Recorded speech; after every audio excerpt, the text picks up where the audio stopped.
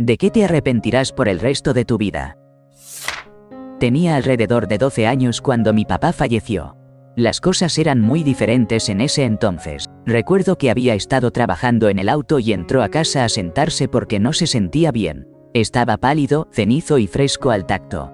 Era muy evidente que algo estaba mal porque tenía un bronceado muy oscuro por estar afuera todo el tiempo y su color era un extraño tono gris. Le pidió a mi mamá que lo llevara al hospital, así que ella lo hizo. Hospital de un pueblo pequeño en Alabama, a mediados de los años 80. En ese momento no había triaje. Entras y esperas a ser atendido. Los padres estaban esperando al menos 30 minutos mientras alguien con un dolor de estómago y posiblemente algo roto pasaba antes que ellos. Justo cuando era su turno, mi papá sufrió un ataque al corazón en toda regla, código azul. Lo estabilizaron un poco y lo trasladaron en avión a Birmingham, donde estuvo en cuidados intensivos. Después de 48 horas, lo estabilizaron algo y dijeron que nosotros, los niños, podíamos verlo. Cuando llegamos, no querían dejarme la más joven entrar. Recuerdo que lloraba en el pasillo mientras mi mamá y amigos de la familia discutían con los doctores y enfermeros para que me dejaran pasar. Cuando finalmente logré entrar, solo recuerdo mi primera vista de mi papá, con tubos por todas partes, pero tan feliz de vernos.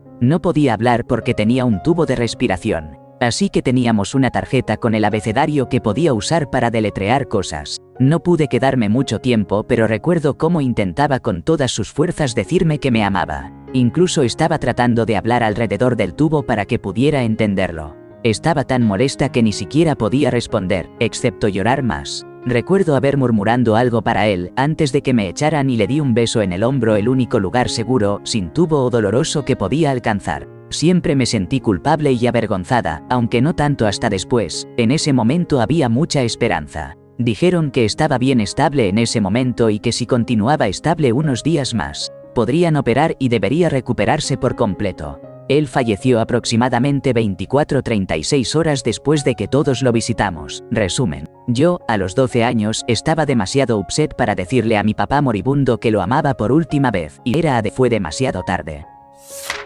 Estaba sentado detrás de una chica realmente atractiva que estaba haciendo fila al otro lado de la habitación. Estaba medio vuelta hacia mí y me vio mirándola por el rabillo del ojo. Cuando se dio la vuelta, el lado de su rostro que no podía ver estaba realmente horrible, quemado o algo así. Ella llevaba ropa de camuflaje. Instintivamente me estremecí, y la expresión de dolor amargo en su rostro cuando lo notó es algo que todavía me persigue.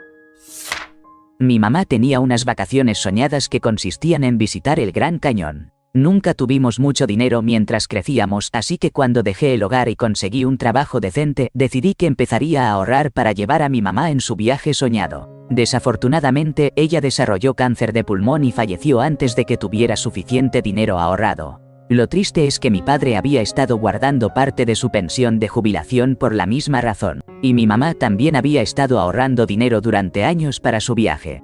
Si hubiéramos hablado entre nosotros y juntado nuestro dinero, fácilmente tendríamos tenido suficiente para ir y también llevar a mis otros 2 hermanos. Hace un par de años, cuando tenía 15, mi padre me dio $1000 para invertir en Bitcoin. Tuve los Bitcoins durante un año, luego los aposté todos en un intento de ganar más. Ahora, muchos años después, sería muy rico si simplemente los hubiera mantenido. Cuando mi padre me confrontó acerca de los Bitcoins, fui al baño y realmente consideré ahorcarme, sin embargo, nunca lo hice. Me hice el fuerte y se lo conté. Me siento extremadamente arrepentido por esto. Resumen. La miseria del jugador es una maldición. La noche antes de que mi hermano se suicidara, él y mi mamá me llamaron para charlar. Yo había tenido un día realmente horrible. Así que salí a tomar algo, estaba cansada y, básicamente, los ignoré. Dije que podría charlar en otra ocasión. La siguiente llamada que recibí de mi familia fue de mi papá pidiéndome que volara a casa porque mi mamá había encontrado el cuerpo de mi hermano en la cabaña adjunta a su casa. Realmente desearía haber hablado con él de manera adecuada. No habría cambiado nada, ya que había tenido una larga y fallida serie de intentos antes de este. Pero al menos no habría sentido que lo último que escuchó de su hermana fue una chica malhumorada y despreciativa que ni siquiera tuvo tiempo para hablar. Cuando era niño, fui el típico hermano mayor molesto con mi hermana, 4 años menor que yo. A veces sentía resentimiento por tener que cuidar de ella. Y nunca puedo recordar haberle dicho que la apreciaba.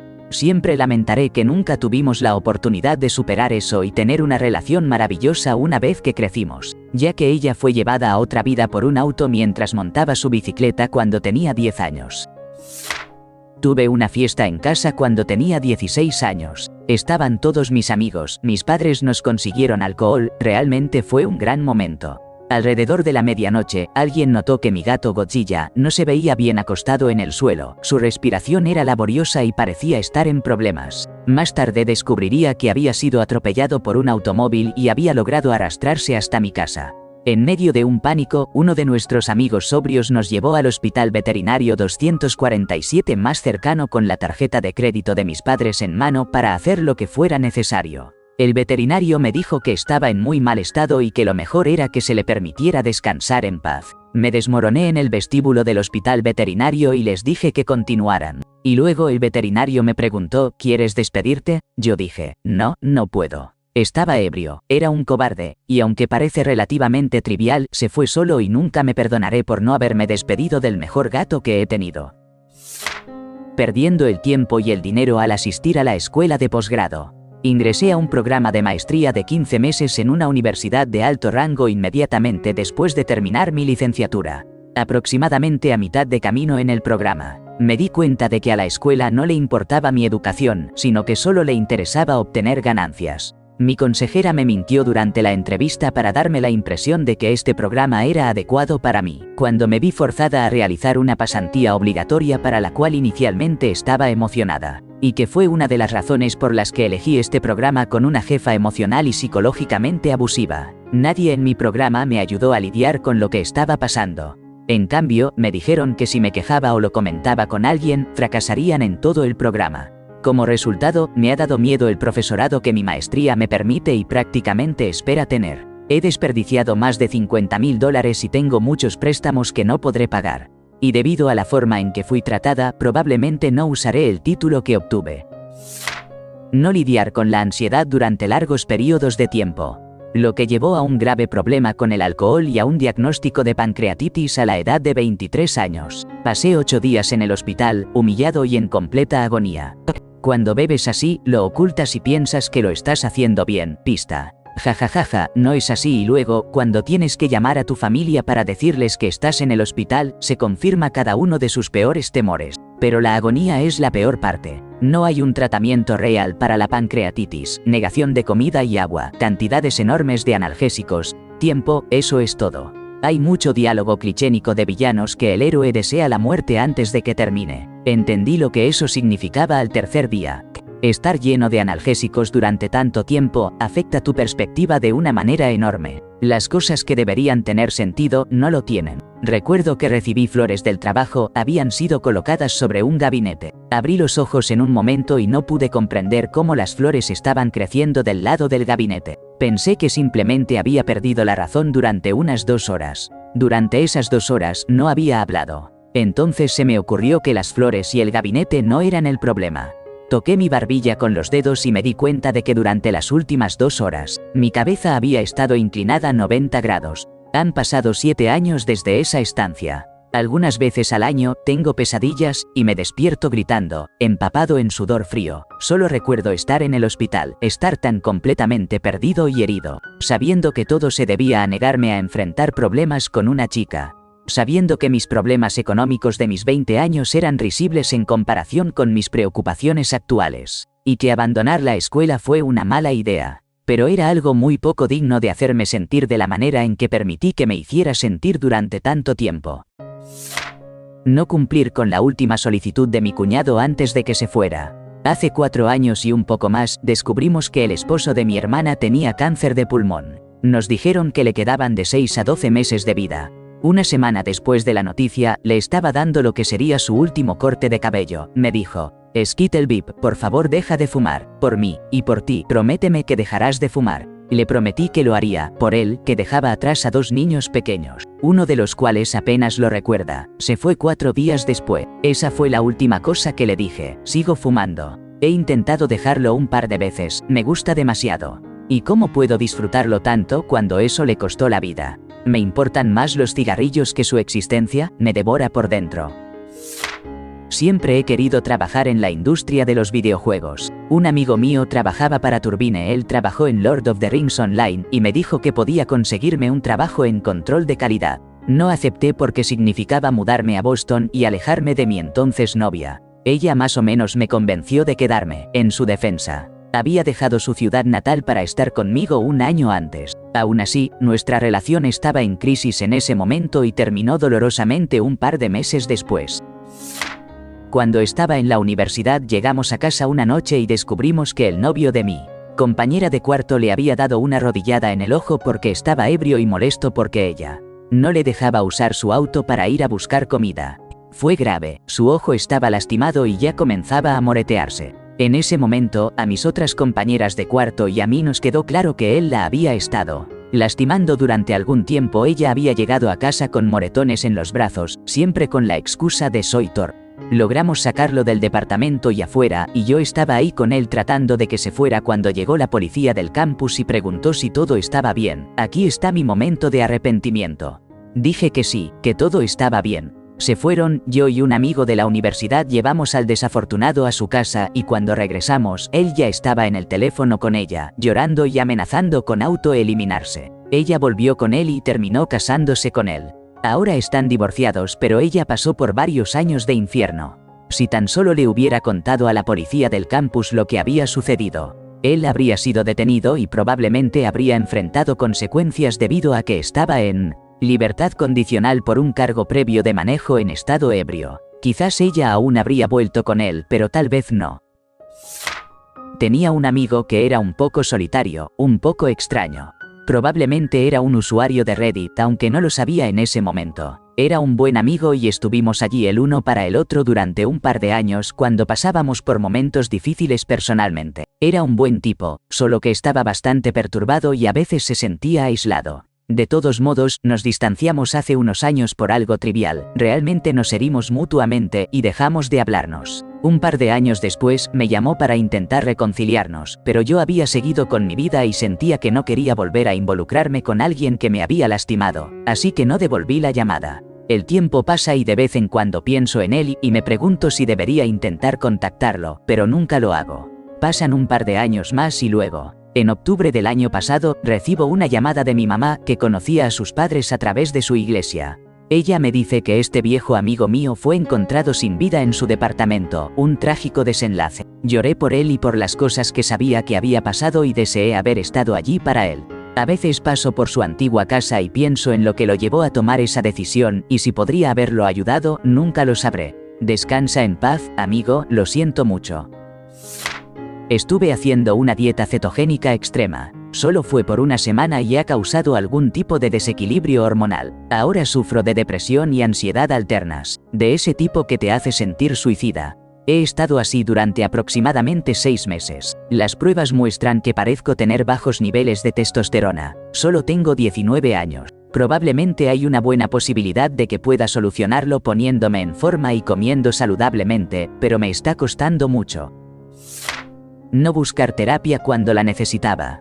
En su lugar, desperdicié 15 años de mi vida en un pozo de depresión, engordando cada vez más, dejando la escuela, nunca manteniendo un trabajo y aislándome de la humanidad. Ahora tengo 30 años y estoy tratando desesperadamente de recuperar el tiempo perdido. Finalmente me estoy mudando de la casa de mis padres, volviendo a la escuela estudio física.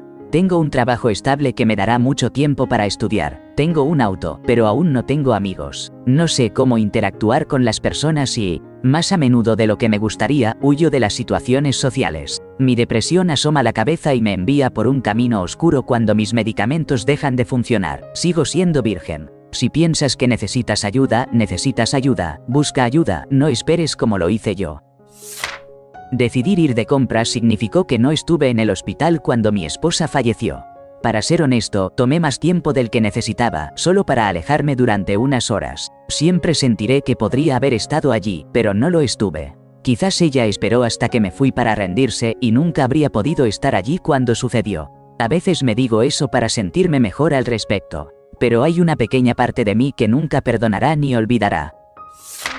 Ser infiel a mi prometido. Nunca engañé físicamente, pero coqueteaba con otros chicos todo el tiempo. Tenía muy baja autoestima, así que me sentía bien cuando los chicos me prestaban atención. Era una de esas chicas que no floreció hasta que terminó la secundaria. Salimos durante 3 años, pero una vez que él se enteró de que estaba coqueteando con esos otros chicos, nuestra relación se volvió muy inestable. Comenzó a abusar emocionalmente de mí y yo lo permití porque sentía que lo merecía. Finalmente, terminamos y él comenzó a salir con otra chica que pensé que era mi amiga. Inmediatamente después, estaba tan destrozada y caí en un profundo pozo de depresión, que terminé abandonando la universidad en mi 3er año. Otro arrepentimiento. Cada relación que he tenido desde entonces ha sido con un chico que resulta ser emocional y físicamente abusivo. Terminamos cuando yo tenía 22 años y ahora tengo 32. Siento que Dios me está castigando por ser infiel y que probablemente estaré sola por el resto de mi vida.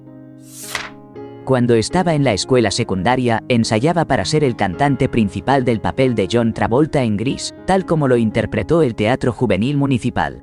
Digo cantante principal porque varios de nosotros íbamos a cantar detrás del escenario mientras los actores que no podían cantar en vivo actuaban. Luego nosotros saldríamos al final. Fui objeto de mucho acoso en la escuela. Y al final decidí abandonar el musical por miedo a más situaciones difíciles. Esa es la única vez que he cedido ante un acosador, y lo lamento inmensamente. Ahora tampoco puedo cantar ese rango vocal, un pequeño arrepentimiento lo sé, pero es algo muy personal para mí. Tenía alrededor de 20 años, mi hermano estaba luchando contra el cáncer. Lo había ido a ver varias veces durante su tratamiento en otro estado.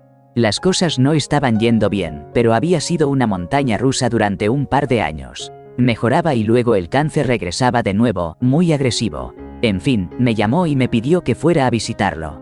Tenía planes ese fin de semana, nada importante, pero le dije que no podía ir. Inventé alguna excusa, exámenes o algo así. Le prometí que lo visitaría el fin de semana siguiente. Nunca lo volví a ver con vida. Él sabía que era el momento y yo lo desestimé. Eso fue hace casi 25 años y todavía se siente igual que cuando recibí la llamada. Tuve una amistad tan buena con una chica. Luego, durante el verano, no hablamos, pero antes éramos muy cercanas. Y, honestamente, ella era y sigue siendo la única persona con la que podía hablar sobre mis problemas y siempre lograba hacerla sentir mejor cuando estaba triste o melancólica. Ahora, desde que dejé de hablarle, siento que esto es mi responsabilidad. Ella está pasando por momentos muy difíciles y está bajo vigilancia por su estado emocional. Intentó acabar con su existencia y se lastimó, fue dañada por su padrastro. Y ahora no puedo contactar con ella porque cambió su número y, sinceramente, me arrepiento de no haber hablado con ella porque ahora podría llegar a tomar una decisión muy drástica y quiero ayudar a prevenirlo, pero no sé si eso va a suceder. Honestamente, no dejes de hablar con las personas que están cerca de ti, porque algo podría pasar y entonces se siente como si fuera tu culpa. Siento que si algo le sucede, es toda mi responsabilidad. Nunca me he sentido tan desolada en mi vida. Alejándome de ella en Nueva York, han pasado 4 años, pero voy a contactar con ella este octubre para decirle hola y ver si al menos se puede salvar una amistad. Tampoco he estado mudándome con amigos en Florida, donde ya habría terminado mi carrera. En cambio, cambié de estado con mi familia y he retrocedido en mi progreso vital 2 años porque quise viajar en su lugar. Pero me estoy mudando de vuelta a Florida en octubre y volveré a la escuela en enero para terminar mi carrera. Resumen, estoy eliminando mis arrepentimientos ahora antes de que se me escapen de control. También he comenzado a ir al gimnasio 5 o 6 veces a la semana durante sesiones de 2 horas y así he estado durante 5 meses. No quiero que el dejarme ir sea un arrepentimiento en el futuro. Ir a una universidad de alto perfil y pasar un año entero sin hacer nada productivo. Perdí un año de mi vida y aproximadamente $15,000 en préstamos estudiantiles, solo para darme cuenta de que no quería hacer lo que estaba estudiando. Sin importar lo que haga, tendré $15,000 menos y un año menos para trabajar. Edición, Ninja. Acabo de darme cuenta de que suena como si estuviera realmente amargado por todo esto, pero no es así. Lo veo como una experiencia de aprendizaje. Ahora sé lo que realmente quiero estudiar y lo que debo evitar. Comenzaré en una nueva universidad en 2 semanas y no podría estar más feliz. Mudándose a Suiza. Mi mamá es suiza y mi papá es estadounidense, y mi familia creció en los Estados Unidos. En 2011, mi papá fue despedido y tuvo que encontrar un trabajo que, eventualmente, encontró en Suiza. Mi hermano y yo habíamos visitado Suiza de vacaciones muchas veces antes y siempre nos encantó. Así que apoyamos a nuestro papá y lo animamos a que aceptara el trabajo en Suiza. Consiguió el trabajo y nos mudamos a Suiza el 11 de octubre de 2011. El problema era que mi hermano y yo estábamos en la secundaria. En ese momento yo estaba en 11 grado. Él en 10, lo que hizo que fuera un momento realmente complicado para mudarnos. Ambos asistimos a una escuela internacional durante un año que fue horrible, así que al año siguiente fuimos a una escuela en línea. Me gradué en septiembre de 2013 y mi hermano se graduó el mes pasado. Volveremos a mudarnos a los Estados Unidos en diciembre. Pero todavía estamos en una situación complicada en este momento. Ninguno de nosotros logró hacer amigos aquí, aunque lo intentamos, y aún no sabemos manejar. Volveremos después de haber pasado un año haciendo casi nada. Ambos tenemos un trabajo que nos da alrededor de $650 al mes, pero eso es solo aproximadamente 2 horas al día, 5 días a la semana. Hemos sido infelices aquí desde que nos mudamos y ahora tenemos muy poco dinero al regresar y las cosas van a ser difíciles. Si no nos hubiéramos mudado cuando lo hicimos, estaríamos en una situación mucho mejor en este momento. Podríamos tener amigos, saber manejar, estar en la escuela y en general viviendo nuestras vidas. No defenderme a lo largo de la escuela. Fui constantemente objeto de burlas en la escuela media y en la secundaria. Pasaba el tiempo con un grupo de nerds, así que no es como si alguien me apoyara. Yo era el más grande del grupo. Ojalá no hubiera tenido miedo de las consecuencias de pelear para defenderme. Los que me acosaban seguro que no lo tenían. Fue un golpe significativo a mi autoestima. Y parece que he estado dudando de mí mismo durante años por miedo a ser juzgado y ridiculizado. Ahora albergo un intenso desagrado hacia las personas, junto con un deseo de revancha.